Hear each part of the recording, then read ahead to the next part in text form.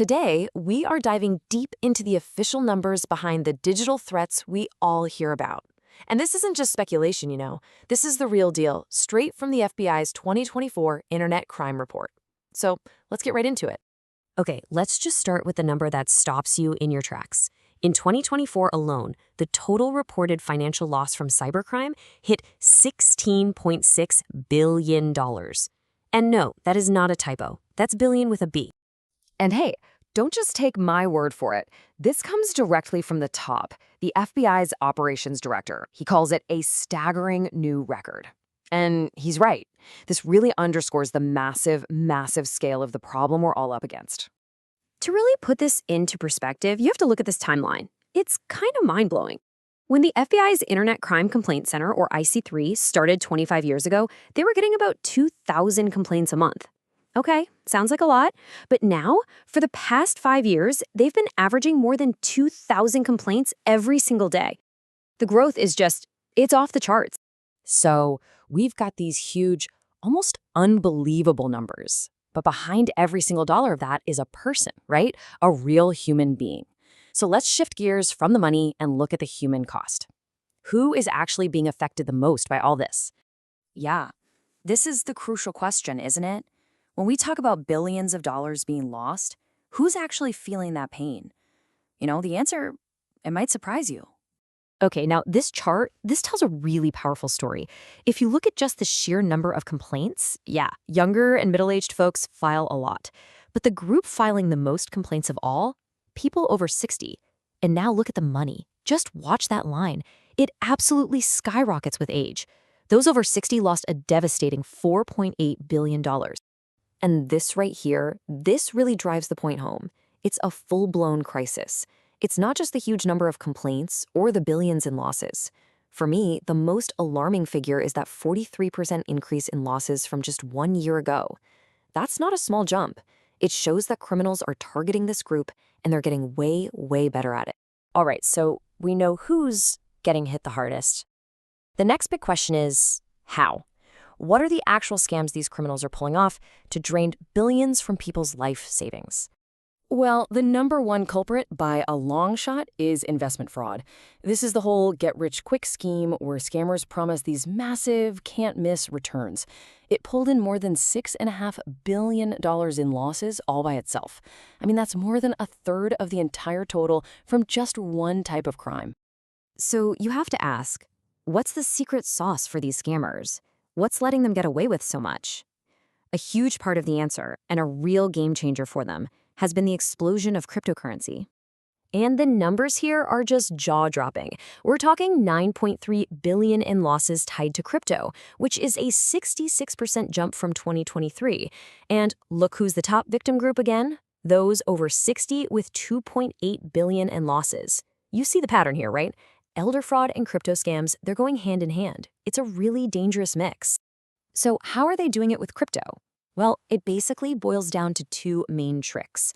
On one hand, you've got these slick fake investment websites that show you these amazing but totally fake profits to get you to send more money.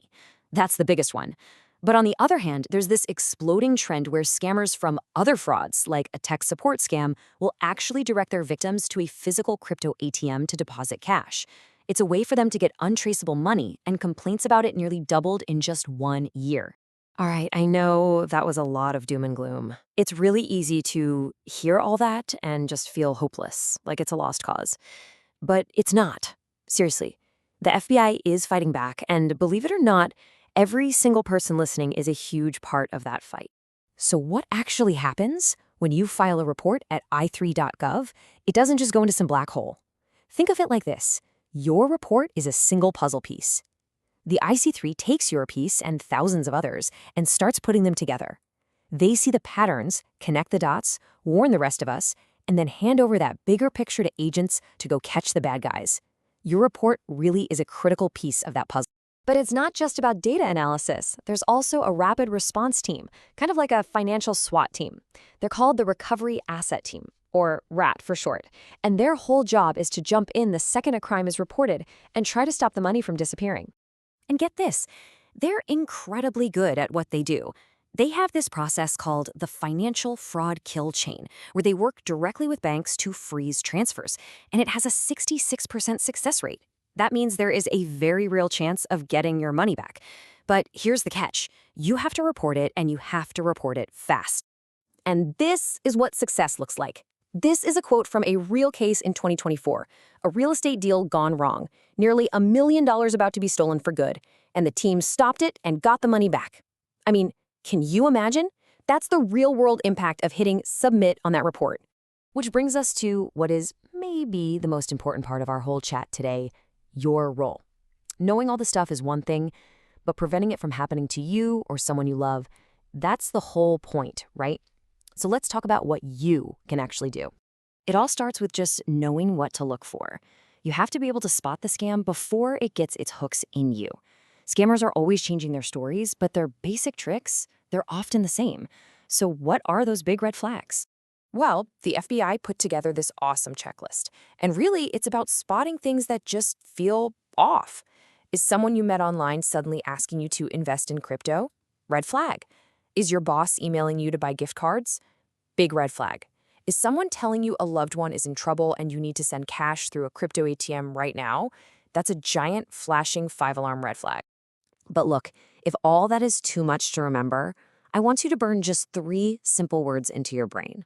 Scammers create panic and urgency on purpose.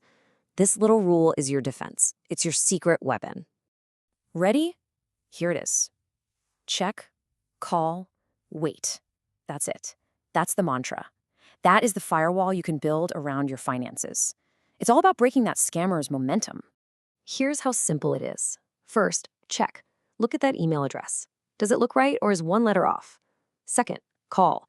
Don't reply to the email or text. Pick up the phone and call your bank or your family member using a number you know is legit. And third, the most important one, wait.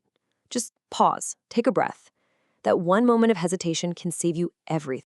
So, there you have it. You've seen the staggering numbers, you know who's most at risk, and now you have the simple tools to stay safe. So the final question I have is for you.